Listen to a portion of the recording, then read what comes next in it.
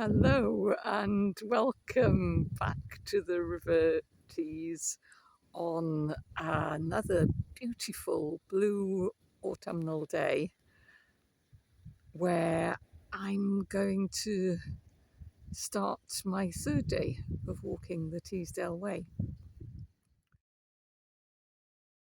Today I had to walk through the village a bit and then follow a path back down to the river, but for the rest of today I should be just hugging the riverbank, hopefully not literally, just metaphorically as I walk.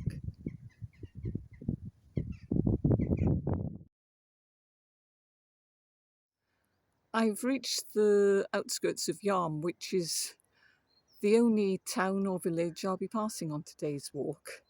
Today it's seen as a fairly quiet but bustling market town.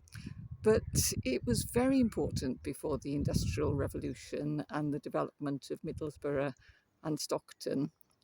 The bridge here was the last bridge to cross the Tees before the Tees reached the sea. So it was important strategically for many things, for commerce, for communications, and including during the English Civil War.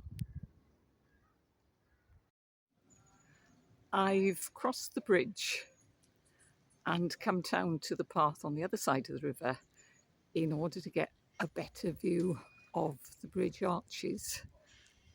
You can see that the final arch is a different shape from the others, and that's because that part of the bridge was blown up during the English Civil War. There was a battle, a skirmish here, between Cromwell's troops and the royalist troops who were moving down from Scotland. The royalists took the bridge and came across the river, and then they blew up the bridge to ensure that Cromwell's forces couldn't make further incursions into the area north of the Tees. But later the bridge was rebuilt, but not quite in the same shape. So that's a memento of the English Civil War. And a sign to show that they can have as many local government reorganisations as they like, but as far as the people south of the Tees are concerned, this is Yorkshire. And as far as the people north of the Tees are concerned, it's County Durham.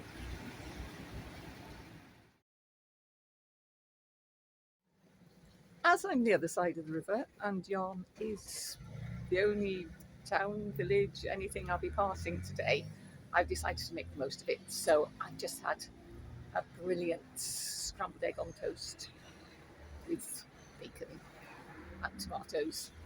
I said no to the black pudding. I know my limits, but it was just what a walker needs when they've got a few miles ahead of them. My walk's been fairly unchanging since I rejoined the River Tees at Eaglescliffe this morning. It's not as wide as it was before the barrage, but it's gently moving and meandering through some beautiful countryside with the path clearly marked at the side. I've passed a few dog walkers, but it's midweek, so perhaps I shouldn't expect too many people to be out. But what a lovely way to spend a beautiful sunny autumnal day like today.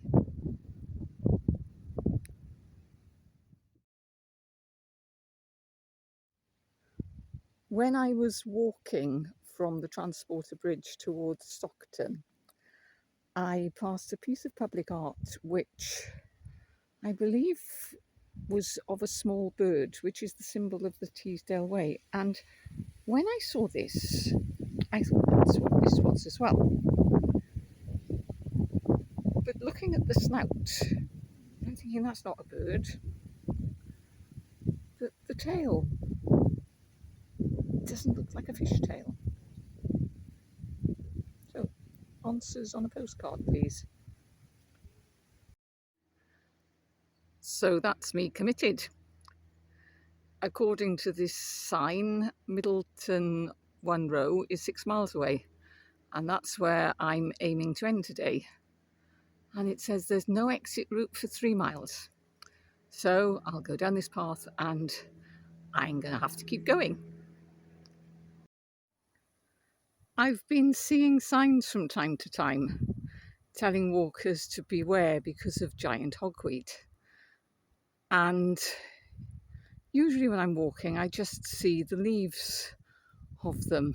But now I can see the actual flower heads. And those stalks must be, going on for 8 foot tall, with those huge heads at the top. They really are giants. I know they're invasive. I know that they're not things to get too close to, but they're still impressive, aren't they?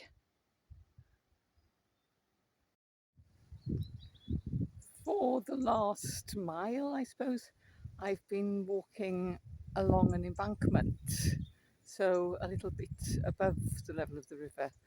But now I've come back down to river level. This has been a really pretty walk, a really gentle walk, and a peaceful walk. I enjoy the sociable nature of long distance paths. I walked Hadrian's Wall and the West Highland Way earlier on this year, and they were really quite crowded. You rarely had more than a few minutes walking on your own.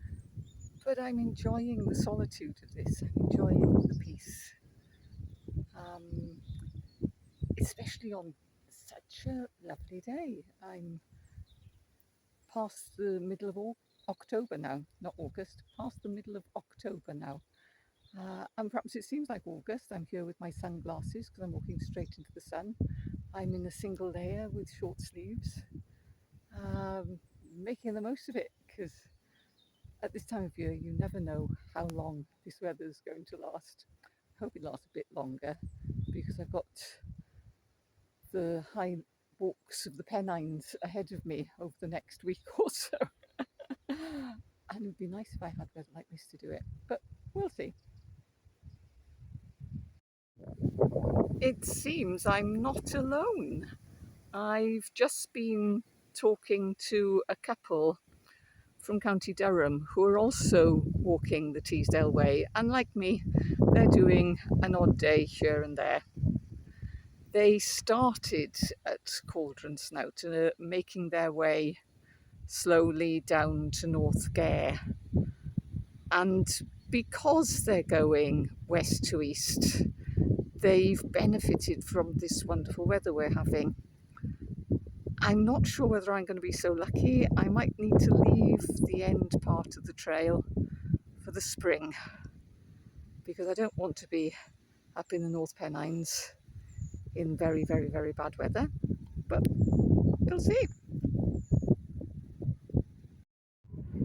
This is a surprise. The trail is taking me away from the river and up in that direction.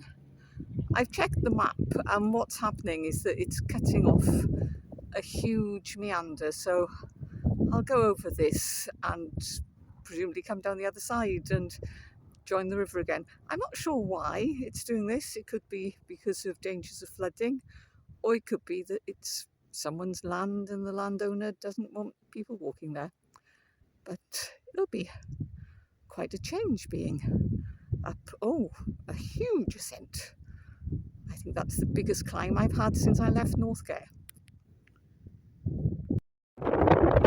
It's amazing how you can get over it. It's love climbing. If I'm feeling this breathless after that, pity help me on my final day when I'm going over the top and then down into Defton. Yeah, gosh, that's the thing. But it's lovely being up here and being able to see so far into the distance. It makes sense now why the river is just meandering to and fro. It is such a level plain. And it's not going to stay like this. I know it's not going to stay like this.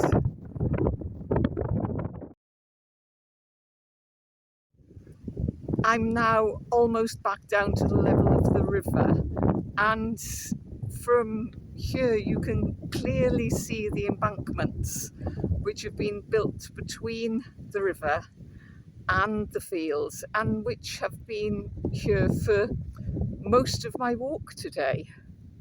And it's a reminder that before the barrage was built, this area was very liable to flooding, as the River Tees could rise and fall very, very quickly.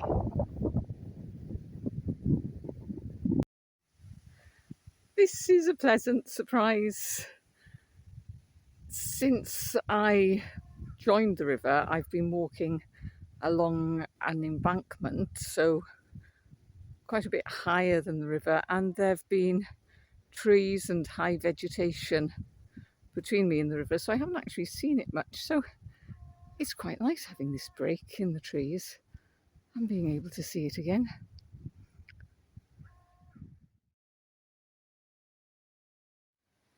I've arrived at Middleton-one-row, which is a bit more than a single row these days, but you can see why it got its name, being this long row of houses facing the river, and it's where my walk finishes today.